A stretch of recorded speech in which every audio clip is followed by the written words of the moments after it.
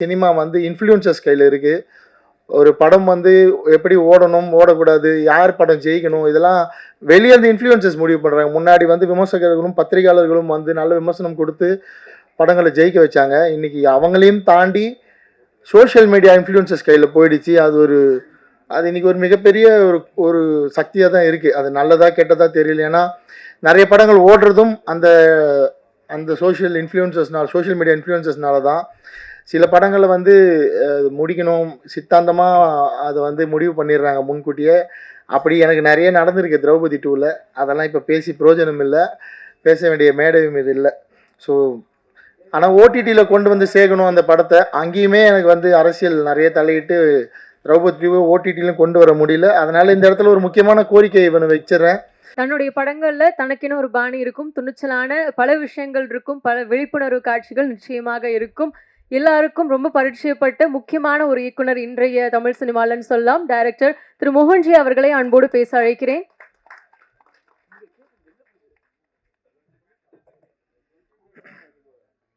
ஐயோ, மேடையில் இருக்கும் பெரியவர்கள் அத்தனை பேருக்கும், பாண்டியன் மாஸ்டருக்கும், பெப்சிஜன் மாஸ்டருக்கும், பேரரசு எங்கள் அண்ணன் பேரரசு டைரக்டர் அவர்களுக்கும், ஊடகங்களுக்கும், பத்திரிகையாளர்கள் அத்தனை பேருக்கும் என்னுடைய அன்பான வணக்கங்கள். ரொம்ப சந்தோஷம் இப்படி ஒரு நிகழ்வில் வந்து கலந்துக்கிறது. நான் சமீபமாக எங்கேயும் வரதில்லை. ஏன்னா எனக்கு இந்த திரௌபதி 2லேருந்து கொஞ்சம் வெளியே வரத்துக்கே பெரிய கேப் ஆகிடுச்சு. நான் இதுக்கும் வரமாட்டேன்னு தான் சொன்னேன். என்ன விஷயம்னா அண்ணன் குழந்தைக்கு இல்ல ஒண்ணு ஆபரேஷன் நடந்துட்டு இருக்கு. ஆபரேஷன்ல அப்படிங்க, அது பல்லுல ஒரு சின்ன பிரச்சனை.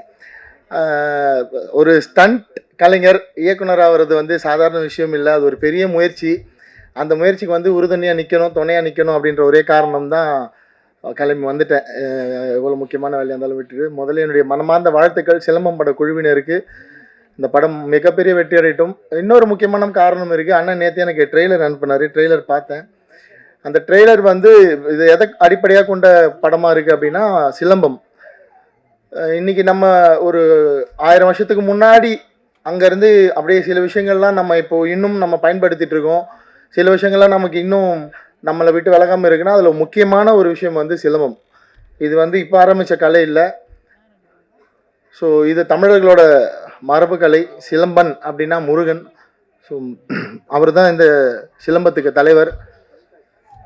ஒரு சிலம்ப கலையில் அதில் நடக்கிற அரசியல், அதில் இருக்கிற பிரச்சனைகள், அதை வந்து எப்படி ஒரு எளிய மக்களுக்கு கொண்டு போய் சேர்க்கணுன்ற ஒரு உயரிய நோக்கத்தோடு எடுத்திருக்காரு. ட்ரெய்லரை நேற்றே பார்த்ததுக்கப்புறம் நிச்சயமாக அந்த விழாவில் கலந்துக்கணுன்ற ஒரு முன்முடிவோடு தான் வந்து கலந்துருக்கேன். வாழ்த்துக்கள்.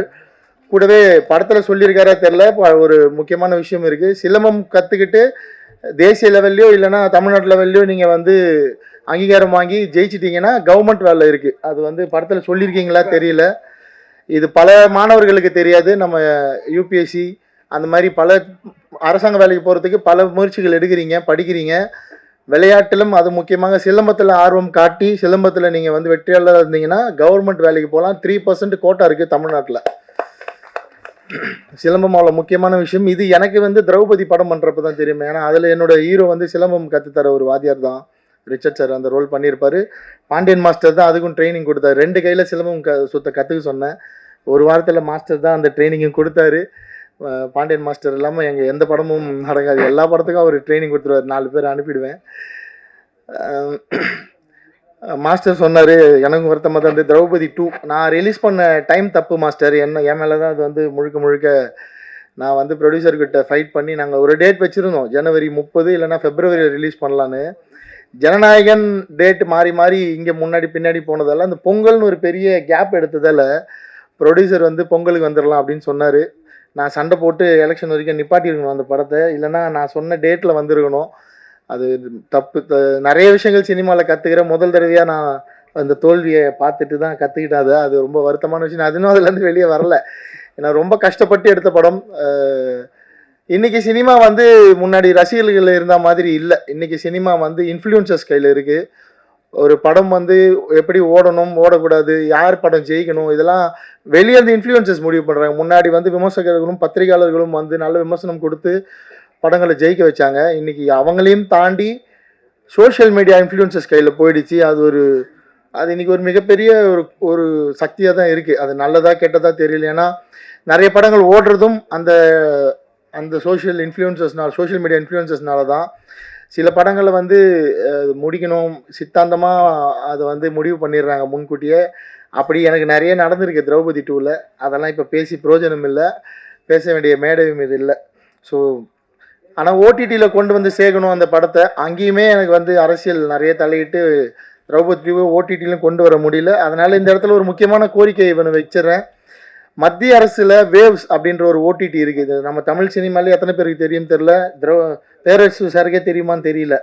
அரசாங்கத்தின் சார்பில் 2024ஆம் ஆண்டு வேவ்ஸ் அப்படின்னு ஒரு ஓடிடி பிரச்சார் பாரதி அஃபிஷியலாகவே லான்ச் பண்ணி இன்னைக்கு அதில் வந்து ஆயிரக்கணக்கான படங்கள் இருக்குது.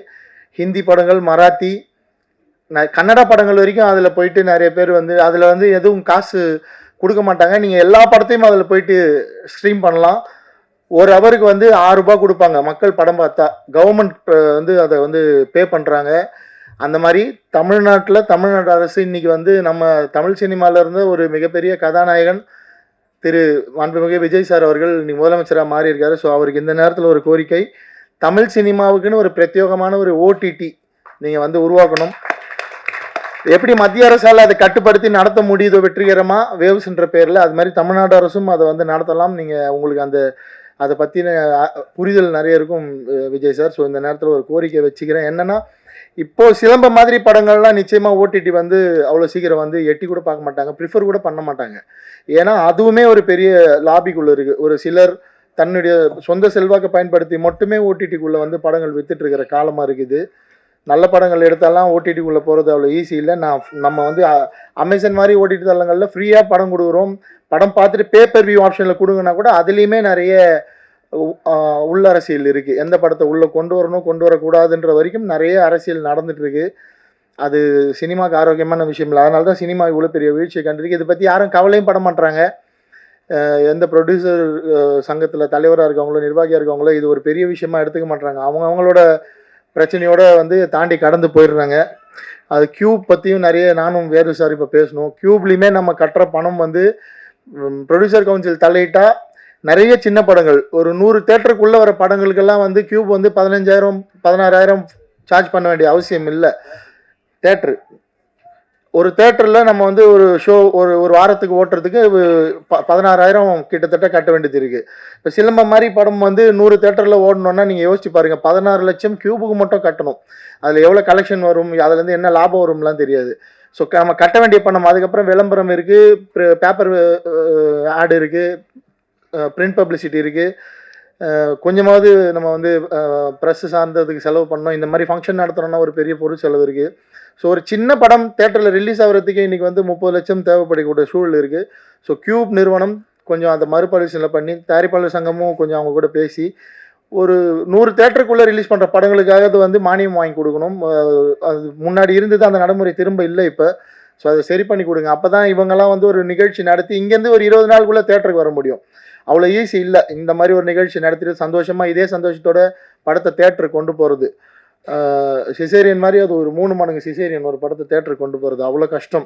ஸோ தமிழ்நாடு அரசு தயவு செஞ்சு ஒரு ஓடிடி பிளாட்ஃபார்மை க்ரியேட் பண்ணி, அதே மாதிரி பெர் ஹவர் 6 rupees கொடுக்க முடியலனா கூட streaming charges per hours 4 rupees கொடுத்து சின்ன படங்கள் நிறைய படங்களை வந்து ஓடிடிக்குள்ளே கொண்டு வந்து மக்கள்கிட்ட கொண்டு போய் சேர்க்கறதுக்கு நீங்கள் ஹெல்ப் பண்ணணும்.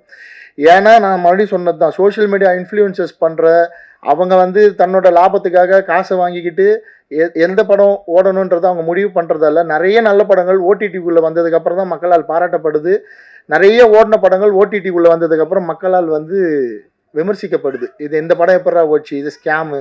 நீங்கள் ட்விட்டர் யூஸ் பண்ணுறவங்களாம் தான் தெரியும், இந்த படம் ஸ்கேமுன்னு போடுவாங்க ஓடின படத்தை. அது ஏன்னு பார்த்தீங்கன்னா இன்ஃப்ளூயன்சஸால், சோஷியல் மீடியா இன்ஃப்ளூயன்சஸால் அது சின்ன நெட்வொர்க் கிடையாது, நம்ம கண்ணுக்கு தெரியாத ஒரு மிகப்பெரிய ஒரு நெட்வொர்க்காக அது இப்போ இயங்கிட்டு இருக்கு.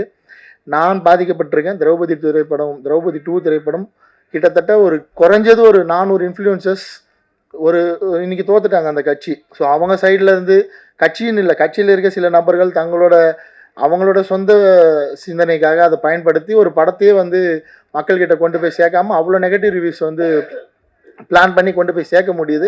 மக்களும் அதை நம்புறாங்க. ஏன்னா நம்ம அதே பழகிட்டோம். புக் மை ஷோவில் என்ன ரேட்டிங் இருக்குது. இப்போ இந்த சிலம்பம் படம் ரிலீஸ் ஆகிறதுக்கு அன்றைக்கே வந்து என்னால் இவர் ஒரு 1 லட்ச ரூபா செலவு பண்ணாருன்னா புக் மை ஷோவில் என்னால் 9.5 ரேட்டிங்ஸ் வாங்கி தர முடியும். அப்படி ஒரு ஆப்ஷன் இருக்குது. ஆனால் நம்ம மக்கள் வந்து அந்த ரேட்டிங்ஸை தான் நம்புறாங்க. அதெல்லாம் இன்ஃப்ளூயன்சஸ் மார்க்கெட்டிங். பணம் இருக்கிறவங்க, பெரிய பணம் செலவு பண்ணுறவங்க, ஒரு 50 கோடி 60 கோடியில் படம் எடுக்கிறவங்க ஈஸியாக 6 கோடி ரூபா செலவு பண்ணி அவங்களால மார்க்கெட் பண்ண முடியும். இந்த மாதிரியான படங்கள், இந்த பிரசாத் லேப் வந்து கிட்டத்தட்ட ஒரு மாதத்துக்கு 25 படங்கள் பார்க்குது. அவங்களாம் வந்து எப்படி தேட்டரில் போய் படத்தை ஓட்ட முடியும்? ஸோ இதெல்லாம் புரிஞ்சுக்கணும். இதெல்லாம் எங்கே பேசுறது தெரில. இந்த மாதிரி மேடை கிடைச்சாதான் பேச முடியும். ஸோ இவ்வளோ பேர் கஷ்டப்பட்டுருக்காங்க. இந்த கனவுகள் எவ்வளோ இருக்கும். அத்தனை சிலம்பம் பயிற்சி பெற்ற மாணவர்களுக்கு வந்து இதில் நடிச்சிருக்காங்க. நம்மளை மக்கள் கொண்டாடிட மாட்டாங்களான்னு எவ்வளோ கனவு இருக்கும். அதெல்லாம் நீங்கள் எப்படி சாத்தியப்படுத்த போகிறீங்க தெரில. ஆனால் படம் முடிஞ்சு இதுக்கு பல பேர் ஒத்துழைச்சிருப்பாங்க, பல பேர் உதவி பண்ணியிருப்பாங்க. மியூசிக் டைரக்டர் சார் வந்து எவ்வளோ குவாலிட்டியாக ஒர்க் பண்ணியிருக்காரு. அவர் பேசுகிறப்பே தெரியுது அவரோட குவாலிட்டி. கேமராமேன் ஆகட்டும், ஒர்க் பண்ண ஒரு சின்ன டெக்னீஷியன் வரைக்குமே சொல்கிறேன். ஒரு ஆர்ட் டிபார்ட்மெண்ட்டில் ஒர்க் பண்ண ஆர்ட் செட் அசிஸ்டன்ட் வரைக்குமே எவ்வளோ இதுக்கு வந்து ஒத்துழைச்சிருப்பாங்க. அவ்வளோ பேரோட கனவும் அவ்வளோ பேருடைய உழைப்பும் வெற்றி பெறணும். அதுக்காக கொஞ்சம் இந்த இன்ஃப்ளூயன்சஸ்லாம் உங்களோட பர்சனல் சித்தாந்தங்கள் அதெல்லாம் வச்சுட்டு எல்லா படத்துக்கும் வாங்குற மாதிரி பேமெண்ட் வாங்காமல் இந்த படங்களுக்கு கொஞ்சம் சின்ன பேமெண்ட்டாக நீங்களும் ஸ்லாட்டை மாற்றி இவங்களையும் கொண்டு போய் ஒரு ட்விட்டரில் சிலம்பம் பற்றின ஒரு ட்வீட் போடணுன்னா நீங்கள் வாங்குகிற பேமெண்ட்டை குறைச்சிக்கோங்க. நீங்கள் நல்லா இருக்கணும்னா சினிமா நல்லா இருக்கணும். சினிமா தான் உங்களுக்கு வந்து சோறு போடுது. அதை வந்து மைண்டில் வச்சுக்கோங்க. ஸோ இன்ஃப்ளூயன்சஸ்னால் நம்ம வந்து பெரிய படங்கள், பெரிய டெக்னீஷியன்ஸ் கூட தான் ட்ராவல் பண்ணணும், அதுதான் மதிப்புன்னு நினைக்காம சின்ன படங்களுக்கும் தயவு செஞ்சு ஒர்க் பண்ணுங்கள். தமிழ்நாடு அரசும் தயவு செஞ்சு ஒரு OTT ஓப்பன் பண்ணி சினிமா வாழவீங்க. நன்றி, வாழ்த்துக்கள். மறுபடியும் சிலம்பம் படம் மிகப்பெரிய வெற்றி அடையட்டும். அத்தனை குழுவினருக்கும், உழைச்ச அத்தனை பேருக்கும், தயாரிப்பாளருக்கும், கலந்து வாழ்த்த வந்த அத்தனை பேருக்கும் என்னுடைய மனமார்ந்த வாழ்த்துக்கள்.